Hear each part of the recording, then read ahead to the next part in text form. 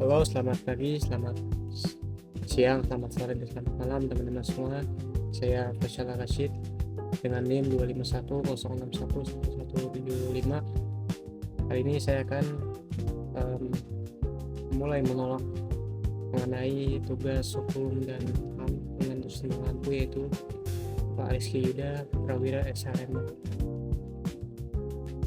Bayangkan sebuah luka yang sudah puluhan tahun dibiarkan terbuka, tidak diobati, tidak dijahit, hanya ditutupi. Kain tipis yang setiap hari makin usang dan makin rapuh, dan setiap kali ada yang mencoba membukanya, ada tangan-tangan yang buru-buru menutupnya kembali.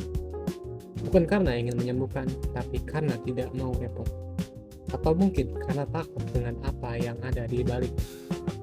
Itulah gambaran penyelesaian pelanggaran HAM berat di Indonesia pada hari ini.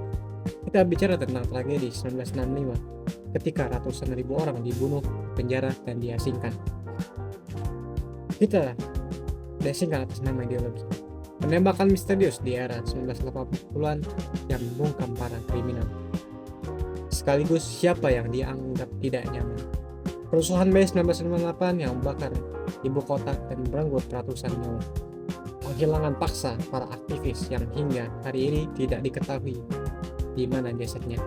Tragedi Trisakti, Semanggi 1 dan 2, konflik Aceh yang berlangsung puluhan tahun, konflik Papua yang belum usai, ratusan ribu keluarga yang hingga detik ini masih menunggu kata maaf, menunggu kata ini yang terjadi, menunggu kata selesai. Tapi apakah kata-kata itu akan datang? Dan kalau datang, apakah sudah terlambat? Mari kita jujur soal kondisi pada hari ini. Indonesia sudah punya Undang-Undang Nomor 26 Tahun 2000 tentang pengadilan HAM. Kita punya Komnas HAM yang sudah memiliki belasan kasus pelanggaran HAM berat.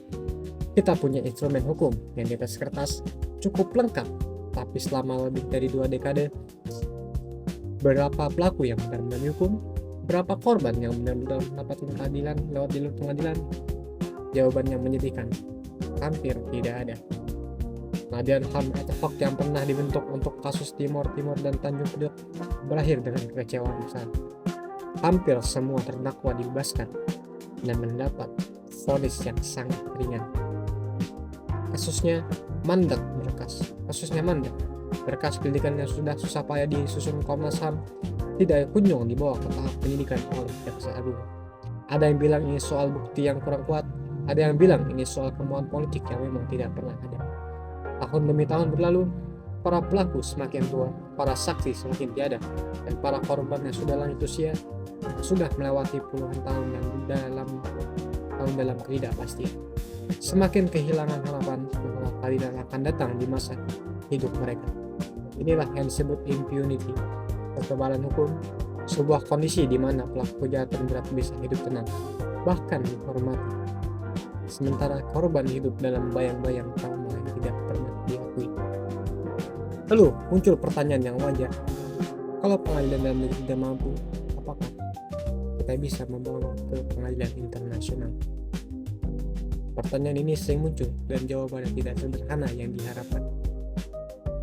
Indonesia bukan anggota Statuta Roma, perjanjian internasional yang menjadi dasar berdirinya Mahkamah Pidana Internasional atau International Criminal Court tidak punya. Ini tidak berarti ICC tidak punya yurisdiksi otomatis atas Indonesia.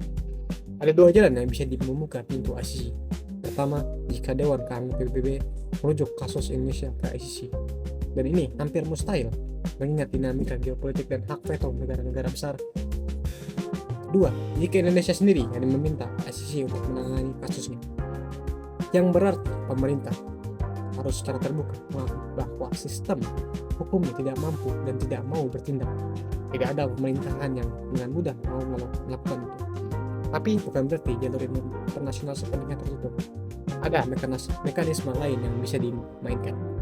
Dewan HAM PBB punya sistem Universal Periodic Review, di mana setiap negara anggota PBB dievaluasi kondisi HAM-nya secara berkala. Indonesia sudah beberapa kali mendapat rekomendasi kertas dari sesi ini. Ada juga tekanan diplomatik bilateral. Negara-negara seperti Belanda, Australia, dan Amerika Serikat punya kepentingan historis maupun moral dalam beberapa kasus pelanggaran HAM di Indonesia. Yang perlu dipahami adalah Indonesia sangat peduli dengan citra internasionalnya. Reputasi di mata dunia adalah aset yang dijaga dengan serius, dan tekanan internasional yang terorganisir yang didorong oleh masyarakat sipil, komunitas diaspora, dan jaringan HAM global bisa menjadi alat yang sangat efektif untuk mendorong perubahan dari dalam. Jadi, jalur internasional bukan jalan yang tertutup, tapi ia adalah jalan yang panjang, berliku, dan membutuhkan sabar serta strategi yang matang.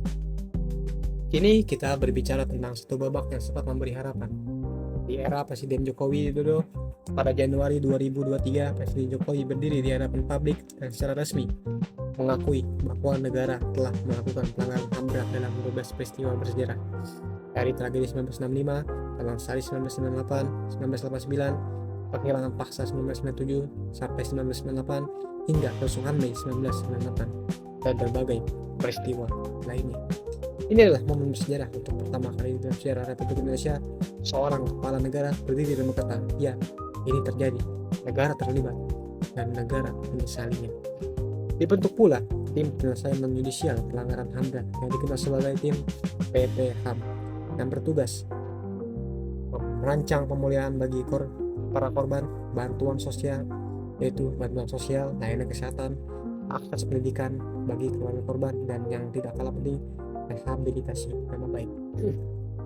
Tapi, dan ini adalah tapi yang sangat besar, pengakuan ini hadir tanpa proses hukum, tanpa penyebutan nama pelaku, tanpa mekanisme pertanggungjawaban yang jelas. Tidak ada yang dibuat, tidak ada yang diadili, tidak ada yang dimintai mundur dari jabatan atau kehormatan yang mereka nikmati selama ini. Para korban menyambutnya dengan perasaan yang sangat campur aduk.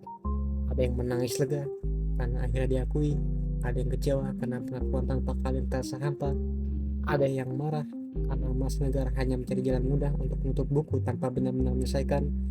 Apakah langkah ini cukup? Tidak. Tapi apakah ini langkah maju yang berarti? Ya, sangat berarti. Masalah terbesarnya adalah keberlanjutan dengan berganti pemerintahan. Nasib program PPHAM menjadi tanda tanya. Apakah pemulihan korban akan dilanjutkan? Apakah anggarannya akan tetap ada? Apakah semangat yang sudah dibangun tidak akan menguap begitu saja saat prioritas politik berubah? Inilah pelajaran yang harus kita tarik. Penyelesaian HAM tidak boleh bergantung pada siapa yang sedang menjabat. Ia harus dilembagakan, harus masuk ke dalam undang-undang, harus menjadi kewajiban negara yang permanen, bukan program satu presiden yang bisa hilang di periode berikutnya.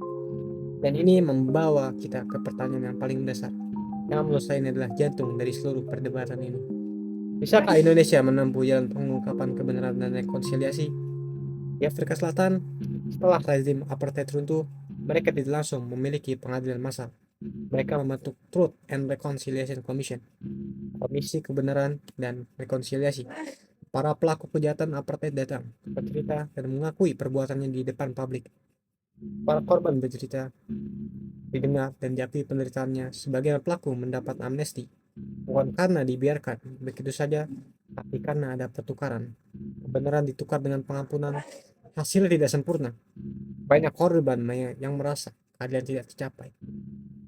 Tapi setidaknya Indonesia, setidaknya kebenaran terucap, sejarah tercatat, dan masyarakat punya fondasi untuk melangkah maju.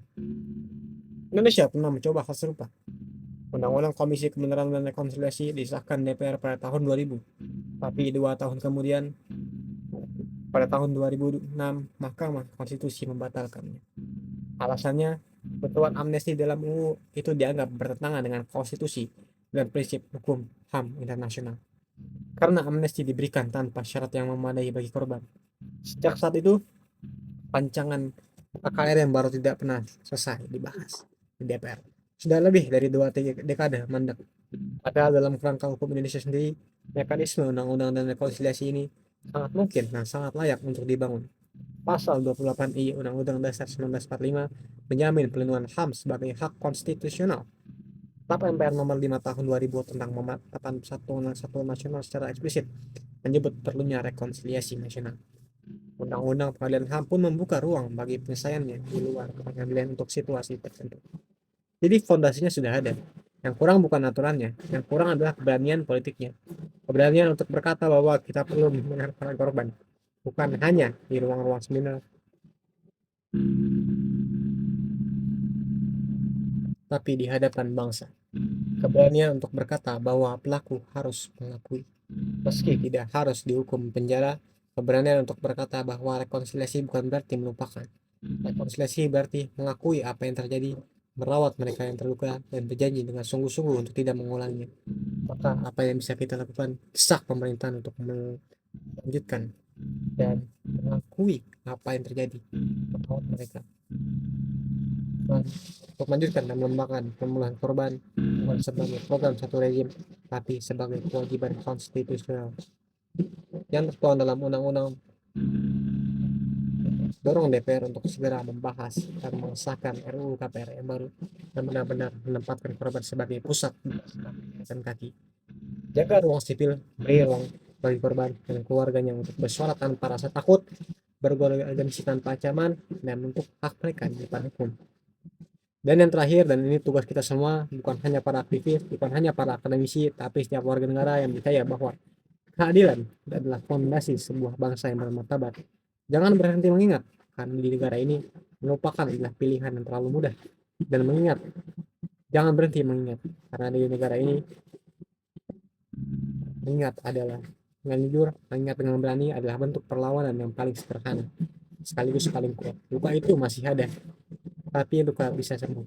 Gitu. Kalau kita mau jujur, mau bersabar merawatnya, dan mau berkomitmen bahwa jujur kita tidak mau luka yang sama, kebenaran belum selesai. Tapi selama masih ada yang berjuang untuk kebenaran itu, selama masih ada yang mau berdiri dan berkata ini terjadi dan ini salah, maka harapan itu tidak akan benar-benar padam. Terima kasih, sekian dari saya. Assalamualaikum warahmatullahi wabarakatuh.